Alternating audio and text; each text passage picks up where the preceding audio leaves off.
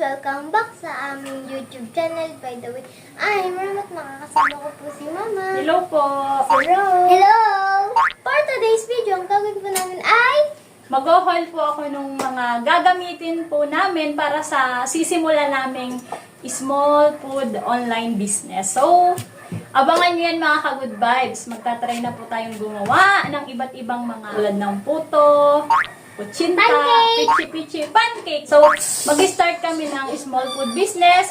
So, magkano kaya yung idea para makabili ng mga gagamitin mga ka-good vibes? Kung gusto nyong malaman, ano pang hinihintay natin? Simulan na natin. Alin yung uunahin ko? Ito bang nabili ko sa bayan or yung nabili ko sa online? ito. Ito. Sige, ito daw muna sabi natin. Okay? Mini. I-haul natin siya mga ka-good vibes. Sasabihin ko pati yung presyo. Meron ako ditong puto molder, nakikita nyo? 5 pesos ang isa niyan. So,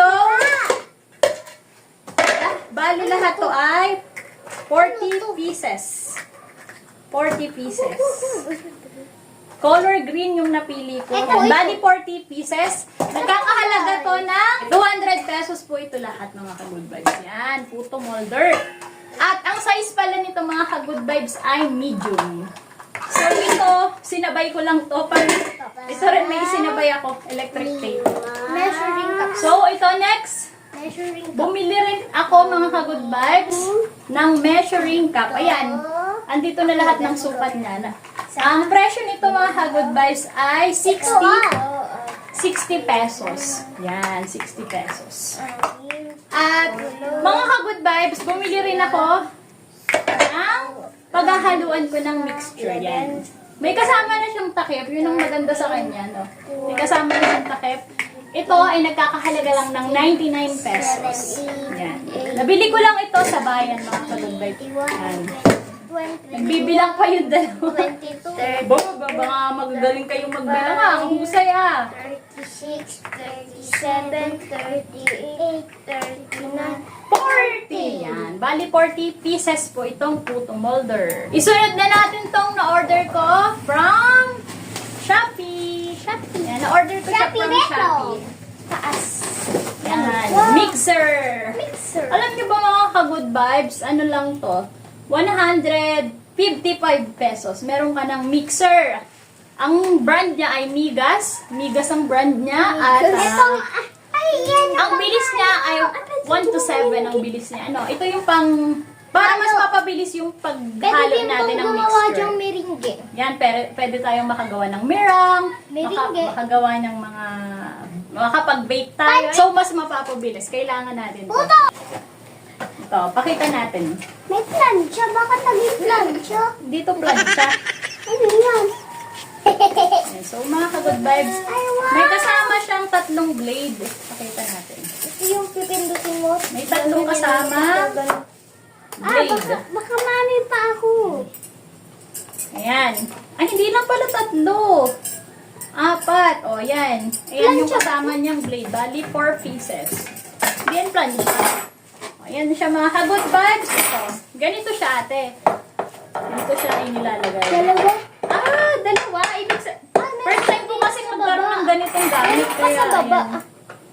Ano to? Dalawahan pala siya. Pang mixer to.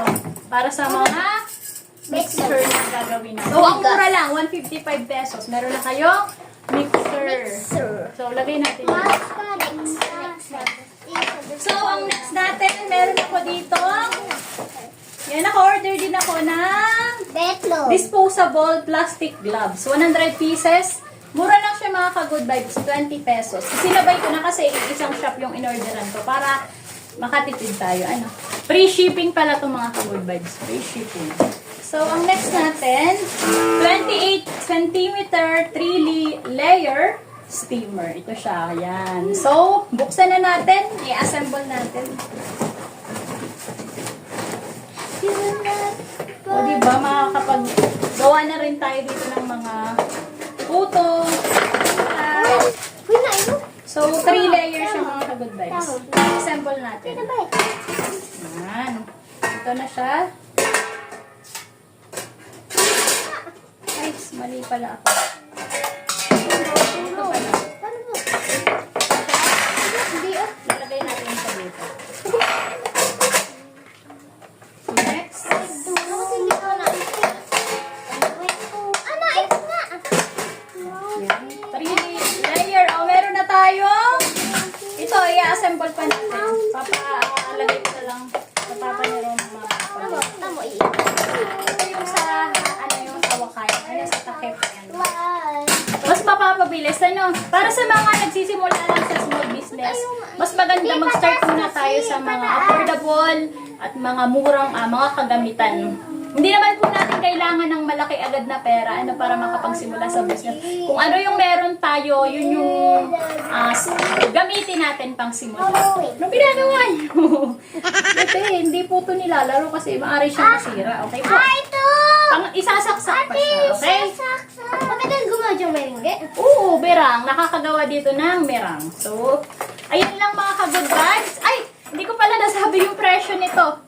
Ang presyo nitong steamer na 3-layer na 28 centimeters ay 299 pesos. Free shipping na siya mga ka-good vibes. So, madalas kasi nagpapagawa sa akin si Rom at si Rom ng puto. Ayan, mas mapapabilis na ako. Meron na kaming steamer. Pag nagluluto ng egg. Pang sa baking. Kailangan din ito sa baking.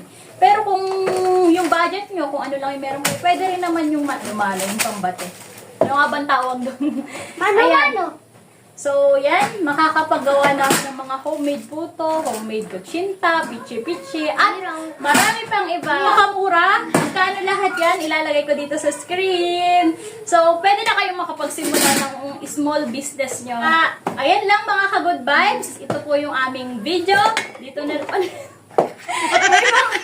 may mga pampasiglang bilang. So, dito na po namin na-end yung aming video. At talaga naman excited na rin akong gamitin to. At mapapanood nyo po sa aming mga gagawin pang mga vlogs na gagamitin namin tong steamer. Itong mga nakita nyo dito. Good vibes. So, dito na po namin na-end yung video namin. Bye! Bye-bye. Bye-bye.